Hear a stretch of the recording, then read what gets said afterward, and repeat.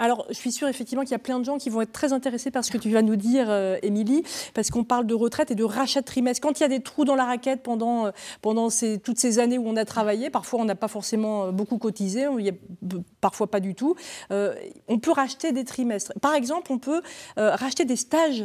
Oui, pour les plus jeunes notamment, quand on a moins de 30 ans, qu'on a réaliser des stages en entreprise, et ce durant son cursus universitaire.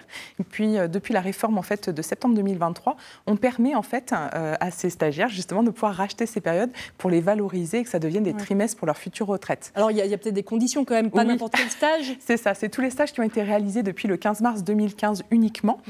Il faut avoir au moins 2 mois de stage et avoir été rémunéré pendant cette période-là, et ça peut permettre donc d'obtenir des trimestres. Donc pour le rachat, c'est un rachat qui est forfaitaire, et il faut le réaliser surtout, c'est très important, c'est avant au plus tard le 31 décembre de l'année de ses 30 ans pour pouvoir bénéficier de ce tarif préférentiel. D'accord. Donc, si on a fait plein de stages, ça peut être intéressant parce que j'imagine qu'on ne peut pas non plus racheter 36 000 trimestres. Non, c'est maximum 2 trimestres. Voilà, c'est valorisé au maximum pour 2 trimestres. Mais par contre, il y a d'autres possibilités si on a été en études supérieures notamment. Alors oui, par exemple, avec les études supérieures, comment ça se passe? Alors, études supérieures, c'est dès lors qu'on n'a donc pas travaillé forcément puisqu'on s'est consacré à ces études, eh bien, on peut là aussi racheter des trimestres pour ne pas être pénalisé parce qu'arrivé au moment de son départ à la retraite, c'est le nombre de trimestres qui va être important. Donc, pour ces périodes-là, c'est 12 trimestres maximum que l'on va pouvoir racheter. Voilà, c'est beaucoup plus. Et il y a un tarif préférentiel aussi si on rachète ces périodes-là avant ses 40 ans. Sinon, on pourra les racheter dans le cadre d'un rachat pour des périodes incomplètes, mais avant 40 ans, c'est le tarif préférentiel qui est intéressant. Et puis là, on va pouvoir en fait donc racheter au maximum 12 trimestres. Il y aura aussi une option que l'on pourra choisir si on veut que ça joue sur le taux pour le montant de sa retraite, d'éviter une décote.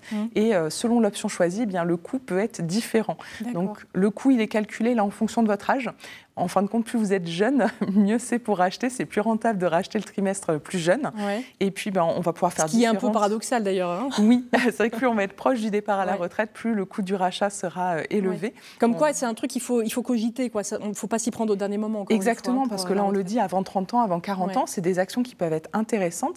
Et puis, ce qui est important de dire aussi, c'est que même si le rachat peut paraître important sur l'investissement, on peut payer soit au comptant, soit aussi en échelonnant. Donc, c'est vraiment un investissement pour sa future retraite, pour éviter une décote. Ça, c'est super intéressant, notamment pour ceux qui ont fait des études longues.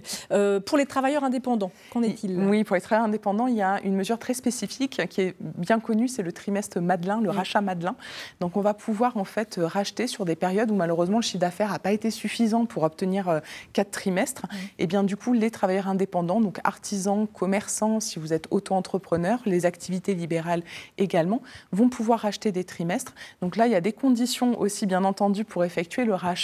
On peut racheter que les 6 années précédant la date où vous manifestez pour faire ce rachat. Il faut être en activité, il faut être un actif ou sinon être radié depuis moins de 12 mois pour pouvoir effectuer le rachat. Et puis ensuite, ça va venir compléter le nombre de trimestres que vous avez.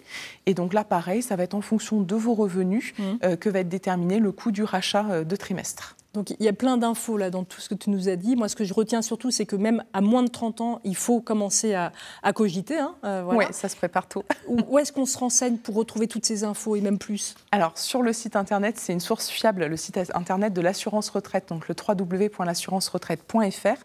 Sur ce site internet, au-delà de l'information, vous avez un outil qui est super, c'est un simulateur. Un simulateur, c'est bien. Exactement. Donc là, vous allez retrouver toutes les possibilités de rachat qui existent. Et selon votre situation, selon votre âge, vos revenus, eh bien, on va vous déterminer un montant. Ça vous fera une sorte de devis, de simulation. Et puis, si vraiment vous êtes intéressé pour faire un rachat, rencontrez quand même un conseiller retraite pour être sûr que le rachat est intéressant dans votre situation.